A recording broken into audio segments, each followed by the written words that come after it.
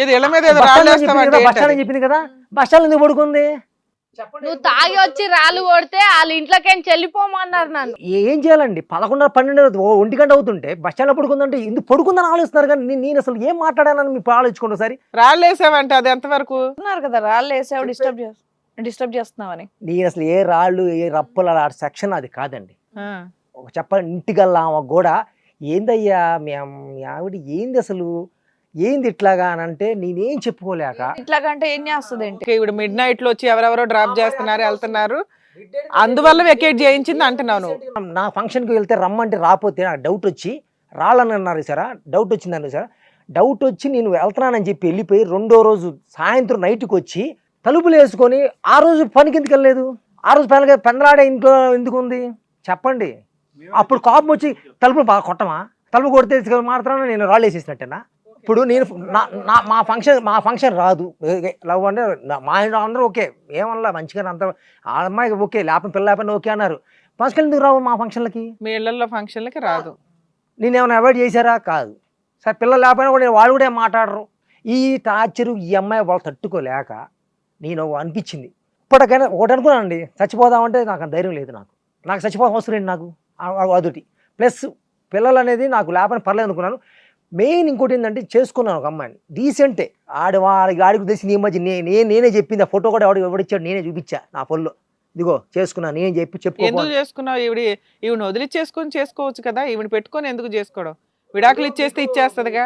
అయితే మామూలుగా ఒక పిల్లలు లేకపోతే ఇంకో పెళ్లి చేసుకునే అదిగా ఉంది ఎవరికైనా సరే. అది వాళ్ళు ఎంత కేసులు పెట్టుకుని ఏం చేసుకున్నా కూడా ఒక కోర్టుకి వెళ్ళినా కూడా కోర్టు కూడా ఏమంటుంది నాకు తెలిసినంత వరకు ఒక నా అభిప్రాయ ప్రకారం పిల్లలు లేరంటే అయినా కూడా ఉందాం అనుకున్నా కూడా నా వల్ల కాక కంపల్సరీగా నేను ఇంకా చేసుకోవాల్సి వచ్చిన కారణం ఏంటంటే ఈ టార్చర్ ఒకటి ఉంది. ఈ టార్చర్ నేను పెట్టకపోయినా కూడా ఎట్టకొట్టి నాకు ఇది వదిలించుకోనైనా సరే నేను మీ మేనేజర్ ఫోటో ఒకటే చూపెట్టలేదంట, ఈ అమ్మాయి కంటే ఆ అమ్మాయి ముందు వచ్చిందని కూడా చెప్పాడంట. లేదు వాడు కంజూస్ ఎట్టంటే మధ్యలో ఎమ్మతి బాగా మాడుతుంటాడు. మాట్లాడిన వాళ్ళందరూ నా లవర్లే. ఇంకేం చెప్పాలి మీకు మ్యాటర్? ఆఖరికి చుక్కలన్నీ తిరిగి అక్కడ కలిసినాయి. ఇప్పుడు సార్ ఇప్పుడు ఎవరు మాట్లాడితే వాళ్ళు నా లవరే, వాళ్ళు వచ్చి నా దగ్గర అనుకుంటారు, ఇంకా ఈయన సృష్టించుకుంటారు ఈయననే. ఇంకా ఇప్పుడు ఆ రోజు ఎందుకు లేట్ అయింది నన్ను డ్రాప్ చేయడం అంటే, పెళ్లి చేసుకోవడం ఏంటండి? పెళ్లి చేసుకోవడం ఏంటి? ఇంట్లో పెద్దోళ్ళతో మాట్లాడొచ్చు కదా ఆ అమ్మాయి గురించి. ఇంకో పెళ్లి చేసేసుకున్నాను ధైర్యంగా చెప్పేస్తారండి మీరు. ఏమైతే కేసు పెట్టుకో నాకేంటి భయం ఏంటి? నేను లోపలికి వెళ్తా, నాకు నేను వాదించుకుంటా. అమ్మాయికి లేరు పిల్లలు లేరు, సర్టిఫికేట్ కూడా ఉంది పుట్టదు అమ్మాయికి, మరి ఏం చేయాలి? అమ్మాయికి చెప్పి డివోర్స్ తీసుకున్న తర్వాత చేసుకోవచ్చు కదా పెళ్లి. డివోర్స్ లేకపోయినా కూడా కలిసి కాపురం చేసుకోవచ్చు, ఇంకో పెళ్లి కూడా చేసుకోవచ్చు అండి. ఈయన కొత్తగా పెట్టినది నువ్వు సైలెంట్గా ఉంటే ఏ కావాలి ఉండదు. ఈ రోజు అంతా రచ్చ చేసుకొచ్చి అంటే నువ్వు వేరే వాళ్ళని పెళ్లి చేసుకొని నువ్వేం చేసినా సరే అమ్మాయికి సైలెంట్ కూర్చొని ఉండాలా? అంటే నేనేం చేయాలి? రాత్రి 1 గంటకు వచ్చినా వెయిట్ చేసి కూర్చోవాలా? 1 గంట రాని 3 కానీ ఇంకో అమ్మాయి ఇష్టం అనుకున్నా నా ప్రశాంతంగా వస్తే నేను. జగదీష్, నువ్వు చేసుకున్న ఈ అమ్మాయి నిజంగా రియల్ చెప్తున్నా. ఈ అమ్మాయి ఎవరు? నువ్వు చేసుకున్న ఆ మహాతల్లి ఎవరు? నిన్ను ఇష్టపడింది? అబ్బా సిగ్గు అదండి. అంటే కొన్ని విషయాలు ఏంటంటే మీకు అమ్మాయి కూడా నన్ను ఎప్పటి నుంచి ఇష్టపడుతున్న విషయం నాకు తెలియదు. ఒక 3 years నుంచి ఇష్టపడుతుంది. నాకు ఈ టార్చర్ సంగతి తెలుసు. ఈ టార్చర్ లాగానే అమ్మాయికి చెప్పుకుంటుండేవాడిని. ఆ అమ్మాయి ఒకటే ఉంది ఇంచుమించుగా అమ్మాయి నాకు ఒక 4 ఏళ్ళు తేడా ఉంటుంది ఏజ్ అంతే. Love at first sight? Love first sight ఏం కదా సార్, 3 4 మరి ఏం చేయమంటారు? రియల్ అండి. వర్క్ ప్లేస్ లో అసోసియేటా ఏంటి అమ్మాయి ఎవరు? చెప్పాలంటే పెద్ద స్టోరీ ఉంది మేడం. మాకు సంబంధించి జాబ్ సంబంధించిన అమ్మాయి కాదు, నాకు సంబంధించిన ఏ అమ్మాయి కాదు. జస్ట్ మేము డైలీ వెళ్తా ఉంటే, నేను బండి మీద వెళ్తా ఉంటే బస్ స్టాప్ లో చూసేవాడిని. బస్ స్టాప్ లో చూస్తుండేవాడిని. నేను అలా చూస్తా తల మీద 4 ఈకలు లేవు, క్యాప్ ఇవన్నీ మెయింటైన్ స్టైల్ మెయింటైన్ చేస్తుండే వీడియో ఫోన్.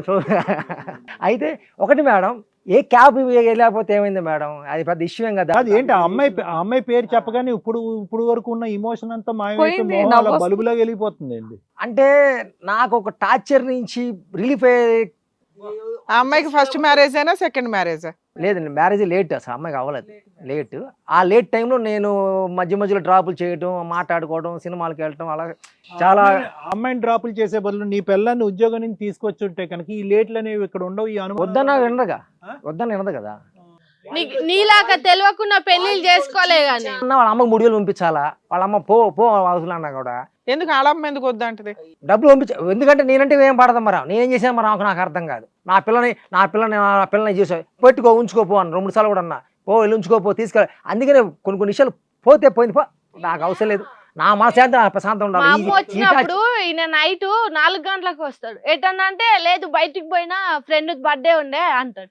ఎప్పుడు మా అమ్మ వచ్చినా 4 గంటలకు 3 గంటలకు వస్తాడు. మరి అట్లాంటప్పుడు మా అమ్మ అనకపోతే ఏం చేస్తుంది మేడం? ముద్దు పెట్టుకుంటారు. ఎట్లా ఉంటుంది ఇక బూతులు చూడ ఎట్ట మాట్లాడతారు, అట్టే మాట్లాడతారు. తాగుతావా? ఆ తాగే ఉన్న ఈ మధ్య మానేశాను. ఈ అమ్మాయి పెళ్లి చేసుకున్న తర్వాత మానేశాడు. పెళ్లి అయినప్పుడే అంటే 9 సంవత్సరాల క్రితమే మానేసావు డ్రింకింగ్. రెండో పెళ్లి చేసుకున్న తర్వాత మానేశాను. మరి తగ్గించేసుకున్నాను. ఏంటి మేడం ఇది?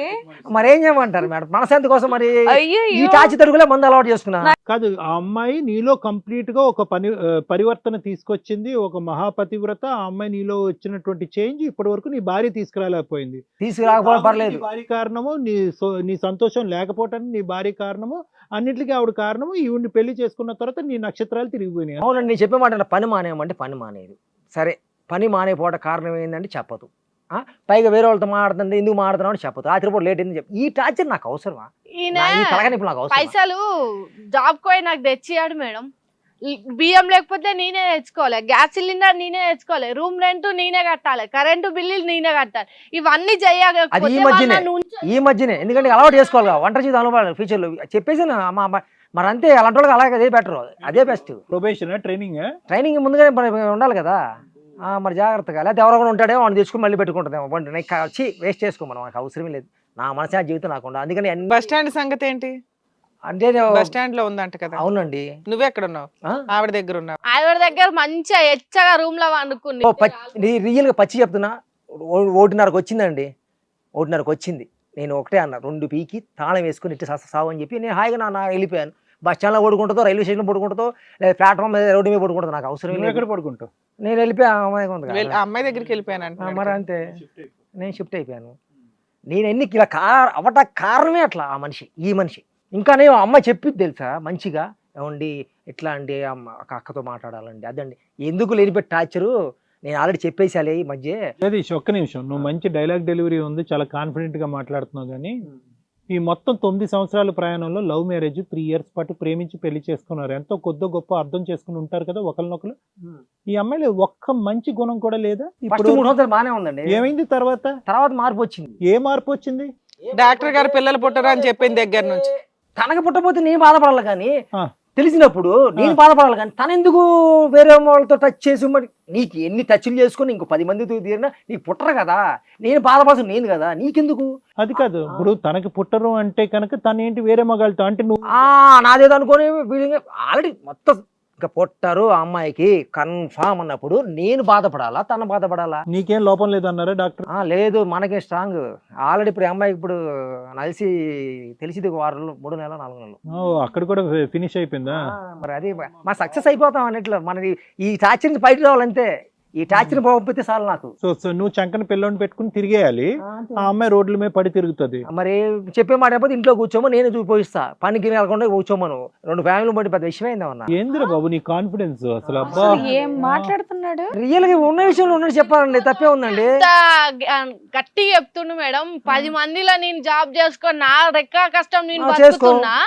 అట్లాంటప్పుడు ఇంకా నేను ఎంతో మంది మీరే చెప్పండి మేడం. వదిలే.